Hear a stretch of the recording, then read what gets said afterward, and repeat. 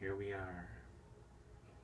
Just when I finally thought that I had this bird feeder squirrel proof, now we have deer jumping into our yard to now eat all the bird seeds.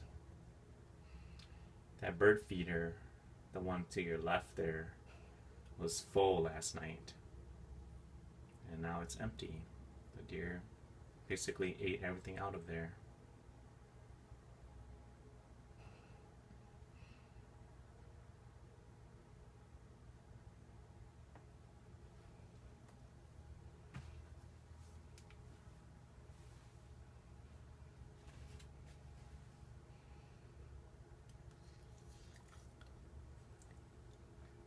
Oh well, I guess it's not too bad.